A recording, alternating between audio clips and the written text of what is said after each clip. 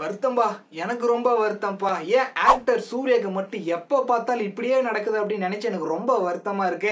என்னடா சொல்ற அப்படின்னு கேட்டீங்கன்னா, ஒரு 10 வருஷத்துக்கு முன்னாடி போனா நம்ம ஆக்டர் சூர்யாவோட அஞ்சான் படம் ரிலீஸ் ஆச்சுங்க.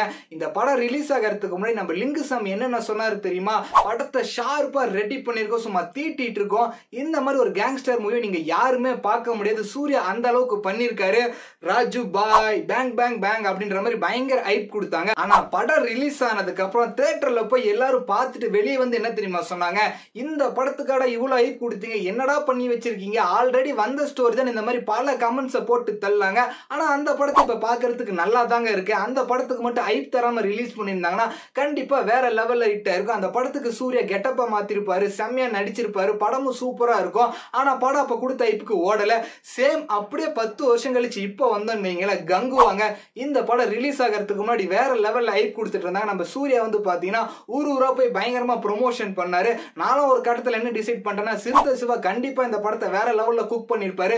கங்குவா கிளின்னு கிளிக்க போது நம்ம தமிழ் சினிமால ஃபர்ஸ்ட் 1000 கோடி ரூபாய் மூவி வர போதுன்னு பயங்கரமா மிதந்துட்டு இருந்தேன். ஏன்னா இந்த படத்தோட ப்ரொடியூசர் ஞானவேல் ராஜா என்ன சொல்லிருப்பாருன்னு பாத்தீங்கன்னா, என்னங்க நீங்க 500 கோடி 1000 கோடின்னு கால்குலேட் பண்ணிட்டு இருக்கீங்க, 2000 கோடி ரூபாய் இந்த படம் வசூல் பண்ணும் பயங்கரமா ஹைப் கொடுத்தாருங்க.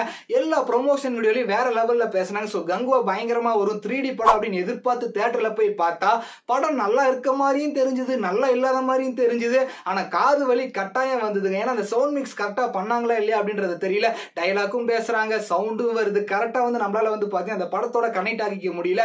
எமோஷன்ல ஒர்க் ஆகல. நிறைய பேருக்கு படம் பிடிச்சிருக்கு, சில பேருக்கு பிடிக்கல, சில பேர் ஒன் டைம் பார்க்கலாம் அப்படின்ற மாதிரிலாம் சொல்லியிருக்காங்க. ஆனா இந்த படத்துக்கு நம்ம சூர்யா வந்து பாத்தீங்கன்னா வேற லெவல்ல ஹார்ட் ஒர்க் எல்லாம் போட்டிருக்காருங்க. அந்த சிக்ஸ் பேக்ஸ் எல்லாம் பாக்குறப்ப நறுக்குன்னு இருக்கு. நம்ம இந்த வயசுல பண்ண முடியாது, அவர் அந்த வயசுல டக்கரா பண்ணிட்டு இருக்காருலாம் தோணுது. ஆனா எப்பயுமே நம்ம சூர்யோட ஆக்டிங்க குறை சொல்லவே முடியாது. ஆனா ஒரு ஆக்டிங் வேஸ்டா போச்சு அப்படின்னு நினைக்கிறப்பதான் எனக்கு வருத்தமா இருக்கு. நீங்க சூர்யா ஃபேனா இருந்தா உங்களுக்கும் வருத்தமா இருந்ததுன்னா கங்குவா படம் எப்படி இருந்ததுங்கிறது இந்த வீடியோ கீழே கமெண்ட் பண்ணுங்க. இதே மாதிரி நிறைய வீடியோஸ் பார்க்கணும் நம்ம பேஜை ஃபாலோ பண்ணிருங்க.